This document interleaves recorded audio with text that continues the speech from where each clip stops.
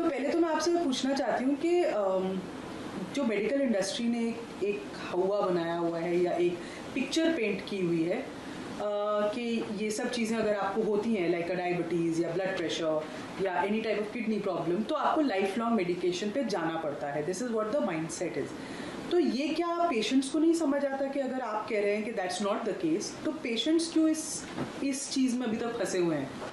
देखिए, सबसे इम्पोर्टेंट बात, we have to understand the psychology of the human mind. Human mind believes in the repetition, मतलब एक human mind वही चीज़ को अडॉप्ट करता है जो रिपीटेडली वो देखता है, सुनता है। कोई एक झूठ हज़ारों बार अगर बोली जाए और हज़ारों तरीके से, तो human brain assume it to be truth, right. So that is ये दिस जो साइकोलॉजी के स्टूडेंट वो समझेंगे इस बात को, ये कॉन्सेप्ट को कहते हैं इल्यूजन ऑफ ट्रुथ थ्योरी। ये अपने आप में एक पूरा साइंस है कि मान लो आपको किसी XYZ इंसान को वो एक पर्टिकुलर चीज़ बिलीव कराना है, उसको अगर कॉन्टिन्यूसली एक ही झूठ को कई बार बोलेंगे, ये पता होते हुए कि झूठ है वो, but the mind brain beliefs it. So that's what is happening. TV के थ्रू, अखबार के थ्रू, डॉक्टर्स के थ्रू बार बार बोले जा रहे हैं, वो पाइल अप होता जा रहा है दिमाग में, and when it is pile up to a particular extent, brain assumes यही सत्य है। तो अगर आप जैसे कई लोग जो इसको सत्य नहीं मानते या नहीं बताते, आपको लगता है उनकी आवाज़ नहीं सुनी जाती ज़्यादा? नहीं, तो हमें भी उतना लाउडली बोलना पड़ेगा, उतनी बार बोलना पड़ेगा। तो कुछ लोग हैं जो कि उतनी जल्दी इन्फ्लुएंस नहीं होते हैं रेपुटेशन से, वो लोग पहले सुनेंगे। थोड़े से लोग होते हैं 5% those who are logical minded, right, rather than being emotional being, they are intelligent being. वो लॉजिक समझते हैं, वो एविडेंस चाहते हैं, then they take the decision. So वो 5% जो हैं वो बिलीव करेंगे, वो फटाफट उसको समझेंगे, and they will try to adopt, and they can be out of the trap. Sir अभी मतलब कुछ सालों में ही डायबिटीज़ के बारे में, इसके रिवर्सल के बारे में बहुत बातें हो रही हैं। बहुत सारे डायबिटीज़ रिवर्सल कोचेस भी पैदा हो गए हैं इस को लेके। Doctors obviously say that it can only be managed, मतलब कंट्रोल है, ख़त्म, रिवर्स नहीं हो सकती। But I think you have a different opinion. आप इसको बिल्कुल कहते हैं कि बिल्कुल रिवर्सिबल है और पॉसिबल है। Why is there such a shift in opinion, और कैसे ये पॉसिबल है? देखिए, आज से अगर हम बात करें, आज से 2018 तक, तब तो डॉक्टर्स रिवर्स को भी नहीं मानते थे। अब तो एटलीस्ट ये हो गया कि रिवर्स हो सकती है, यहाँ तक तो पहुँचे।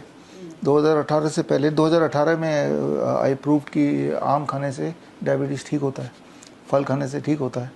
आजकल अब डॉक्टर्स बोलने लगे हाँ फल खाना चाहिए, मीठे फल भी खाने चाहिए, और अब डॉक्टर्स बोलने लगे दूध नहीं पीना चाहिए अगर डायबिटीज़ को कंट्रोल में रखना है या ठीक करना है।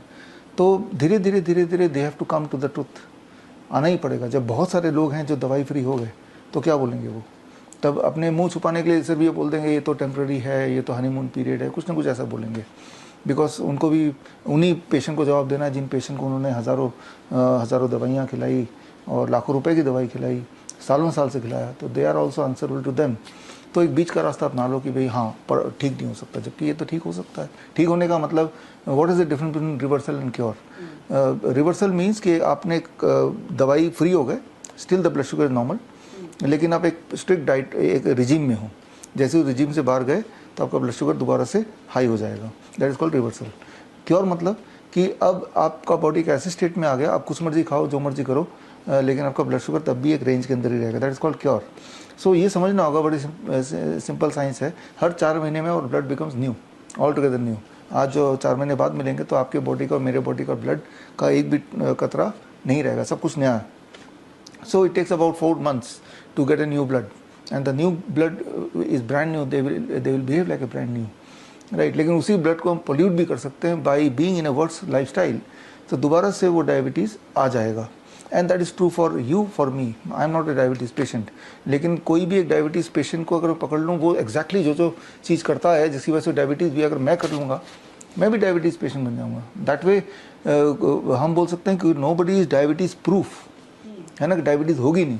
जिसको नहीं है वो सर्टन चीज़ कर रहा है, जिसको है वो सर्टन अदर चीज़ कर रहा है। वैसे जिसको है और लेट्स से वो रिवर्सल वाले प्रोसेस में जाता है और रिवर्स भी हो जाती है, but you can not live that lifestyle through you know forever, क्या वो जो पॉसिबल है? नहीं, अब ऐसा है ना कि मान लो आपके पास अच्छी गाड़ी है, बहुत अच्छी, टायर भी उसके अच्छे हैं, लेकिन एक कील है, कील लग गया तो टायर पंचर होना ही है। अगली बार से कील से बच के ही निकलना पड़ेगा। दोबारा जितनी बार आप नया टायर लेंगे वो कील आएगा तो पंचर होना ही होना है। That is the truth about diabetes. जो लोग डायबिटिक पेशेंट होते हैं वो एक सर्टन काइंड ऑफ थिंग्स वो करना होता है to make the body diabetic, right. For example वो रात को 10 बजे ही खाएंगे, तो हेल्दी से हेल्दी इंसान दुनिया का अगर वो रात के 10 बजे डिनर करेगा, कुछ समय बाद वो डायबिटिक पेशेंट बन ही जाएगा, इरेस्पेक्टिव कि वो क्या कर रहा है क्या नहीं कर रहा है। तो दैट वे कि वो that is truth for the entire humanity. तो entire humanity can become diabetic if they have their dinner at 10 PM, लेकिन अधिकतर लोग 10 PM में नहीं करेंगे, वो 8 बजे ही ख़त्म कर लेंगे, तो डायबिटीज़ के प्रकोप से बचे रहेंगे। तो गाड़ी कितनी भी अच्छी हो, अगर वो उस कील के ऊपर से जाएगा तो वो पंचर होना ही है। We have to understand that कि कोई भी ऐसा इंसान पैदा नहीं हुआ जो डायबिटीज़ प्रूफ हो। एक सर्टन एनवायरनमेंट में रखेंगे तो everybody become a diabetes patient. इंसान वापस चला ही जाता है। नहीं, वापस किस कंडीशन में जाता है ये इंपॉर्टेंट है।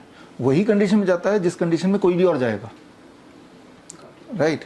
जैसे मैं एब्सोल्युटली हेल्दी हूँ, लेकिन मैं वही वाला काम करूंगा जो डायबिटिक पेशेंट करता है, तो मैं डायबिटीज़ से एस्केप नहीं कर सकता। I will end up being a diabetic patient. लेकिन मेरी जो it is called lifestyle disease, मेरा लाइफ का स्टाइल वो है ही नहीं। I will never eat at 11 PM or midnight, और seldom I will do it. मैं उसको लगातार नहीं करूँगा, है ना। तो इसीलिए मैं डायबिटीज़ से बचा हूँ। इसलिए नहीं कि कोई जेनेटिक मेकअप मेरा ऐसा है, आई एम प्रूफ और मेरे ऊपर वो सब असर नहीं करती हैं। नहीं, डॉक्टर इसलिए बोलते हैं उससे मुंह बंद हो जाता ना। आपने आपके बॉडी की हालत अपने पूर्वजों पे डाल दिया, अब डॉक्टर से कोई फर्दर क्वेश्चन नहीं पूछ सकता, राइट। तो ये एक फैक्टर है जो उसके वो ढाल की तरह डॉक्टर यूज़ कर रहा है, राइट। तो मान लो एक डायबिटीज़ पेशेंट ले आइए फॉर एग्जांपल, और डॉक्टर ने बोला ये जेनेटिक कंडीशन से।